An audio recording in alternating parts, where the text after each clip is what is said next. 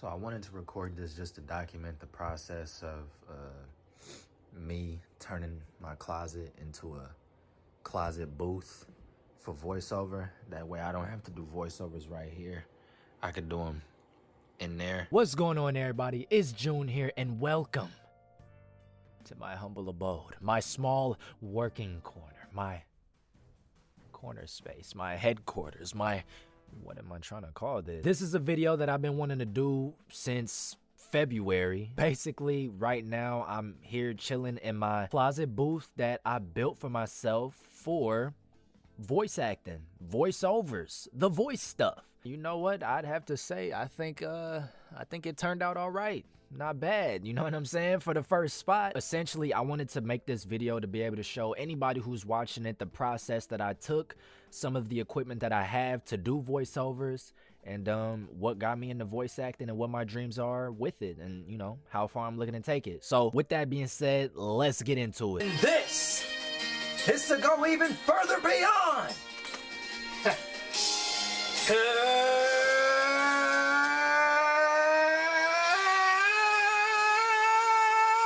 If there's anybody watching this video and coming across my channel for the very first time, essentially I am an actor slash voice actor, or I'm just an all-around actor, let's put it that way. I don't want to, you know, voice acting is still acting, you know, we not dividing it up, it's acting nonetheless. If you want to be a voice actor, you got to be an actor. So I like to do both of those, and I've always enjoyed doing it since I was a kid. And it wasn't until 2020 I decided I was finally gonna pursue acting. So I took my very first class. At the end of the class there was a showcase, and I managed to get an agent.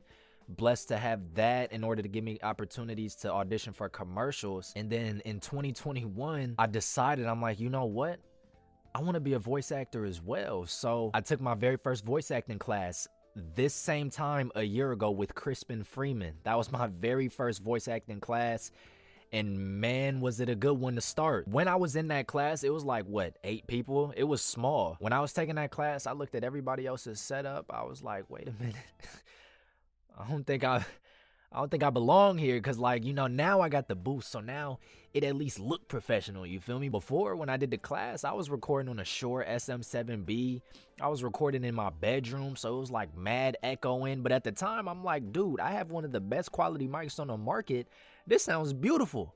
But after doing some sound treatment, after studying the ins and outs of everything that goes into voice acting, I listened to all my auditions I did outside of this booth, and I'm like, whoa, I got a good mic, but you can clearly tell that there's no soundproofing going on whatsoever. And this booth isn't perfect either, but it gets the job done. Here we are in August as I'm recording this video. So after I took my class with Crispin Freeman in August of 2021, I didn't take my next voice acting class until March of this year. So while it was February, I told myself, okay, I'm gonna sign up for Adventures in Voice Acting with Tony Oliver and Dora Fine. That's gonna give me a month to get this booth together. That's what's gonna motivate me to start taking it serious, because if you want to be serious about this voice acting stuff, you have to show that you're serious. Build a booth, make a website, but start by building a booth, because that shows that you're serious. And that is exactly what I did. So what you're seeing now is footage of my closet space. It was junky, man.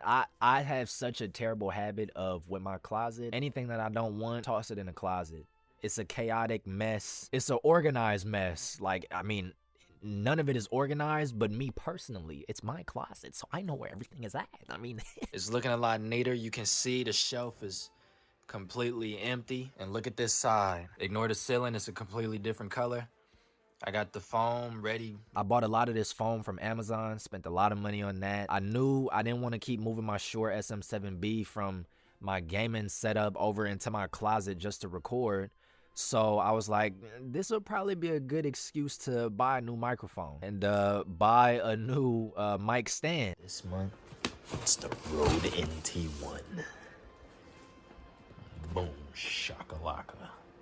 I've got these acoustic foam panels set up all on my wall. Just one half of my closet is set up for the studio space. The other half I still got all my clothes over there. But shout out to Anna Brisman, because I was studying her voice acting booth videos. Her setup was what inspired me to get the tools and equipment in order for me to do what I need to do. At first, I had got like these boards, and I was like, okay, I'ma just spray the adhesive on the boards, and then stick the foam on there. That way I don't mess up my walls. That started to get a little pricey, you feel me? Like, I mean, those boards, I don't remember how much they cost. I'm gonna do all my research and put up all the equipment in the description as well as how much it costs. But you know, doing this 6 months later, I just know like it was adding up. I'm honestly thinking just say forget it. Those Coroplast cardboard cutout things, they're called Coroplast. Just learned that today. Those was $9. I got 3 of them. Clearly I need more foam panels around my closet. I was like, look, this is finna be permanent. Like, this isn't an apartment.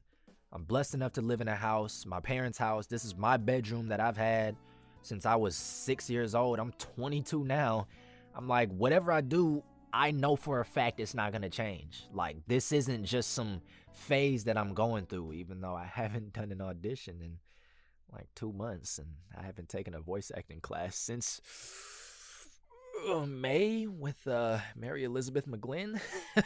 I knew this setup wasn't changing. This isn't a phase. I really want to do this and make a career out of it. So I'm like, forget buying these boards. I'm gonna just stick this stuff on the wall. Just raw dog it, you know what I'm saying? And then my brother also had some extra acoustic foam that I was borrowing from him. I had set acoustic foam on the ceiling, on the walls, and then to the right, you can even see I got this moving blanket to help with the sound as well. And then on the floor, I put down this rug that Anna also recommended, which I mean, I think it was like $30-$40. Ultimately, it's a nice rug.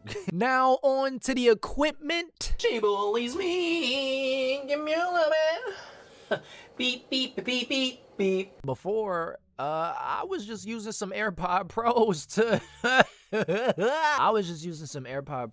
to play back my audio and listen to it. And AirPod Pros are good. I knew that wasn't gonna suffice. So after taking recommendations from Anna, I went ahead and got me the, and I'm probably saying this wrong, Bayer Dynamic DT 770 Pro 80 ohm over-ear studio headphones in gray, enclosed design, wide for professional recording and monitoring. What?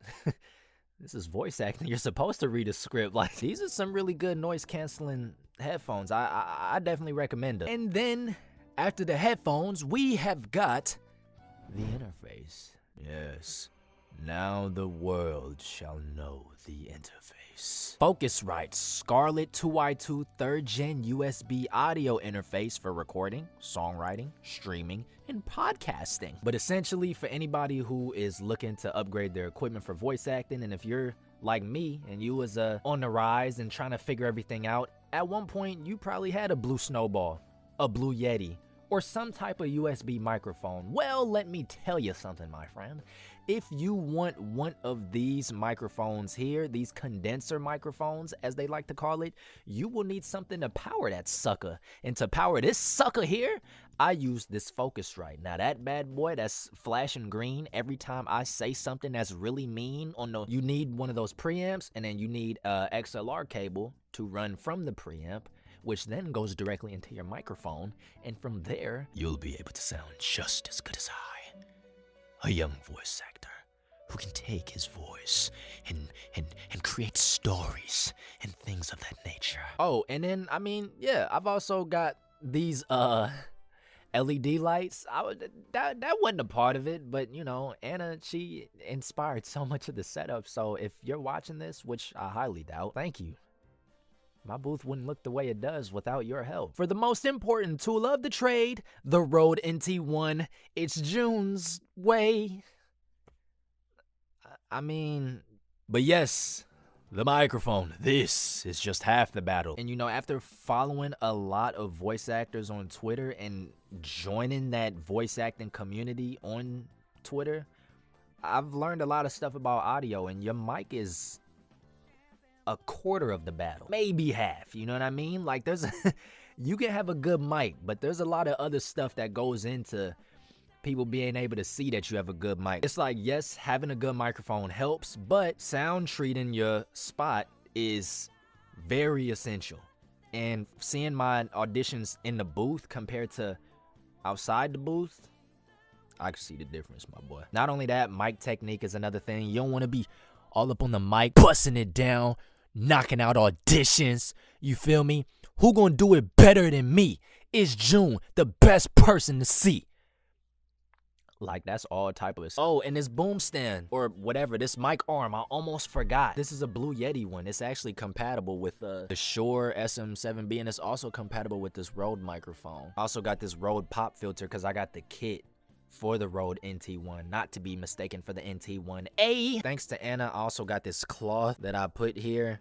Like she said it in her video. She was like, I'm not sure if it does anything, but it doesn't hurt. You know what? If it don't hurt, then I'm all for it then, because I went ahead and monkey see, monkey do. I went ahead and did the same thing and bought it myself. And then the machine that I used to record my voiceovers, I don't know what that was, I'm sorry. I use a 2017 MacBook Pro, base model, 256 gigabytes, 8 gigabytes of RAM. I do use Adobe Audition to record my voiceovers. I've been looking into getting Isotope RX9, I believe, in order to help me with my audio editing. I get a student discount on that, $60. I have a year to claim that. I've been slacking on it. I didn't want to spend $60 and not even know what I was doing though. What are you doing, Juicy? You peed on the last rug I got. Don't pee on this one. For those of y'all who are watching this and who don't know, Juicy is blind and she's also deaf. I'm 22 years old. We've had Juicy since I was like 10. And then I think that is it. Like, to be honest, my booth ain't perfect, right? For somebody who would like to call themselves an intermediate beginner, I think my booth does the job. I've been enjoying voice acting since I was a kid. I always loved doing it. 14 was at the age I knew I wanted to do this as a career. What did I say? I didn't start pursuing it until a year ago, where I finally decided, all right, let's take this class. You know, at the time, I didn't know how to go about getting into the whole voice acting and acting world. Now that I know, and now that I'm an adult making adult money, I can spend it how I want it. Of course, getting into acting is expensive, but if you play your cards right and save up, you can take some voice acting classes and eventually take steps towards making your dreams a reality. Now, I've been slacking in the voice acting department, as I said earlier, but I'm looking to turn that around. And what I also want to use this channel is, not only is it going to serve as a gaming channel, but I want this channel to have vlogs and be able to take you guys with me on my journey from going to where I am into, hopefully, if I'm blessed enough, the professional world. I know I want to be an actor on movies and TVs, not for the fame, not for the car keys or the jet skis or the vacations in the West Indies. My booth isn't perfect, but for what it's worth, it does the job for me, and I love it. It's one of my favorite spots of my room. It's also the most hot, as you can imagine. Hopefully, if you watch this video and if you made it to the end, I was able to provide some insight and some inspiration for you and your booth that you may be making in the future. This is just the beginning. This is where we're at now. Who knows? Sometime from now, the booth will be upgraded. We'll have even more things to touch on, more equipment, better soundproofing, more knowledge in the industry and things like that. So definitely want to be able to take y'all along with me on my ride as a voice actor. And get into that working actor world. But if you made it this far into the video, please be sure to leave a like, because it really motivates me to keep doing what I'm doing. If you did enjoy the video, then leave a comment on how I can make it more enjoyable for others. And if you're new to the channel, be sure to subscribe, because just like liking the video, it really motivates me to keep doing what I'm doing. Other than that, I'm June, and I will see y'all in the next one. Peace out.